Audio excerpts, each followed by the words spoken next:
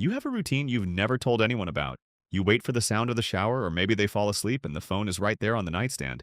And then you move quietly, carefully, like you're doing something illegal in your own home. Typing in the code you memorized weeks ago from watching them unlock it across the dinner table. And you start scrolling with your heart in your throat. And here's the thing that nobody who does this ever talks about. The worst part isn't what you find. The worst part is what happens when you find nothing. Because instead of relief, your brain does something horrifying. It tells you to keep looking. Deeper, archived messages, deleted photos, search history, as if the absence of evidence is just proof that they're better at hiding it than you thought. You've done this dozens of times, and every time 20 minutes later, the same thought crawls back. But what if I miss something? What's driving your hand to that phone has been studied extensively, and it works almost identically to obsessive-compulsive disorder. This video will break down exactly how the loop operates, why finding nothing actually makes it worse, and the real reason this has very little to do with your partner, and almost everything to do with something that happened long before they came along. Let's start with the part that changes everything once you understand it.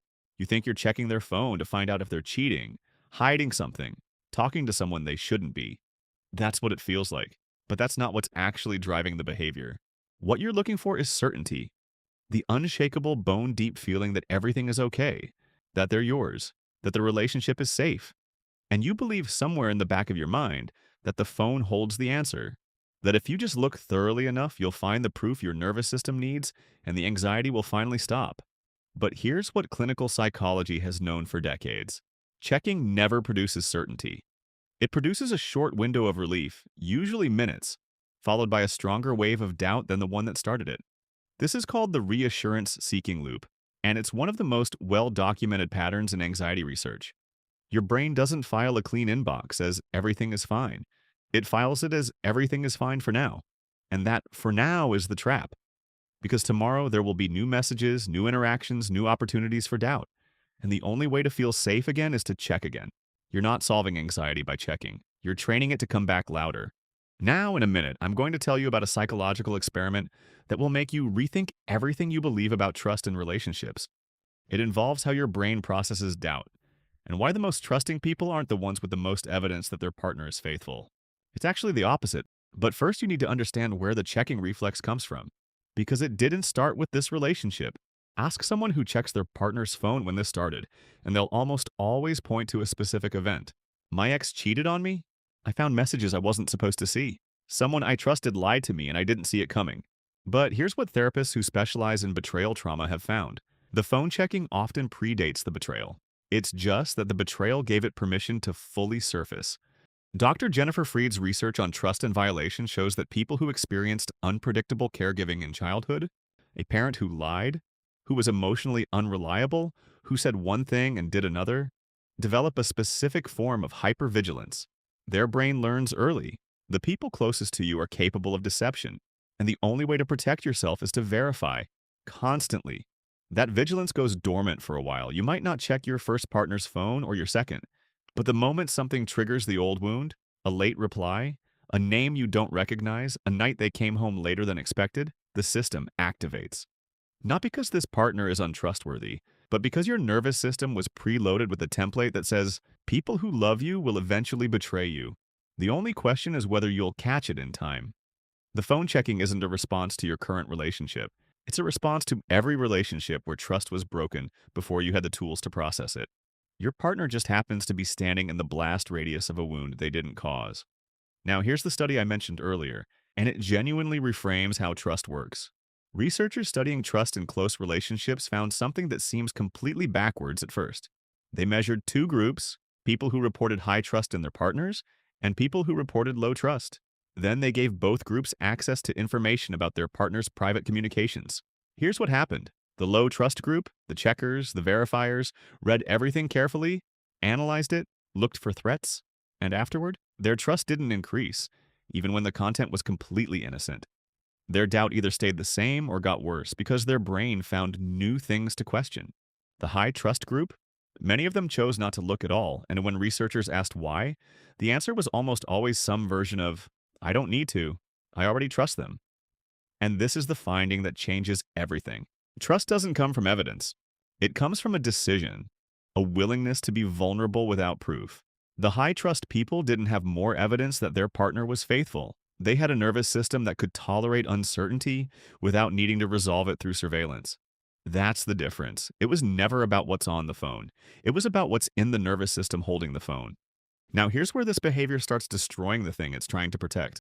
And this part is critical because most people who check their partner's phone have never thought about it from this angle. Dr. John Gottman, who spent over 40 years studying what makes relationships survive or collapse, identified trust as the single most important predictor of relationship longevity. Not communication, not chemistry, trust. And he defined trust not as a feeling, but as a behavior.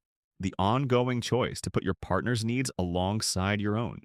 Now think about what phone checking communicates, even if your partner never finds out you did it. It communicates to your own brain that this person cannot be trusted. Every time you check and find nothing, you don't reinforce trust, you reinforce the need to check. And that need slowly reshapes how you behave in the relationship. You become more controlling, more reactive, more suspicious of innocent behavior. You start interrogating casual comments. You read tone into texts that have none, and your partner feels it. They might not know you've been through their phone, but they feel the shift. The questions that seem loaded, the tension after they mention a coworker, the way you hold their gaze a little too long when they explain where they were. Over time, this creates exactly the distance you were afraid of, because living under invisible surveillance is suffocating, even when the surveillance is never spoken about. Dr. Shirley Glass, in her research on infidelity and boundaries, found that excessive monitoring behaviors in relationships erode intimacy at the same rate as the betrayals they're designed to detect. In other words, the checking does the same damage as the thing you're checking for, just slower and quieter. There's one more thing that makes this pattern so dangerous, and it's the part that nobody talks about because it sounds too uncomfortable. Every time you check your partner's phone, you're not just looking for information, you're practicing distrust. You are actively training your brain to scan for threats in the safest relationship you have. Neuroscience research shows that the brain gets better at whatever it practices. If you practice looking for signs of betrayal, you will find them. Not because they're there, but because your brain will start manufacturing them from neutral data. A friendly text becomes flirtation. A liked photo becomes emotional cheating. A slightly delayed reply becomes a deliberate choice to ignore you. This is called confirmation bias under threat, and it's the same mechanism that drives conspiracy thinking. When the brain is convinced a threat exists, it will bend every piece of evidence to confirm that belief. And the more you check, the sharper that filter becomes. Eventually, you reach a point where your partner could hand you their phone, unlock every app, show you every conversation, and it still wouldn't be enough. Because the doubt was never about the phone. The doubt is a feeling state, and feeling states don't respond to evidence. They respond to safety, to nervous system regulation, to the slow, uncomfortable process of learning to sit with "I don't know" without needing to open someone else's device to make the feeling go away. So, what do you do when the urge to check is screaming at you and your partner's phone is right there? You do the hardest thing imaginable. Nothing. Not because it's easy, not because the anxiety will disappear, but because every time you resist the urge, every time you feel the pull and choose not to act on it, you're teaching your nervous system something it has never learned: that uncertainty doesn't have to be resolved immediately, that not knowing can be survived. That trust is something you build by choosing it in the moments when it feels the least natural. Therapists who work with this pattern describe it the same way they describe breaking any compulsive cycle. The goal isn't to eliminate the anxiety. The goal is to change your relationship with it, to feel the urge, acknowledge it, and let it pass without obeying it. And over time, through repetition, not through willpower, the urge weakens. Not because the doubt disappears, but because your brain learns that the doubt doesn't require action. And if you're watching this and thinking, but what if there actually is something on the phone? Here's the honest answer. If your relationship requires surveillance to survive, it's already broken.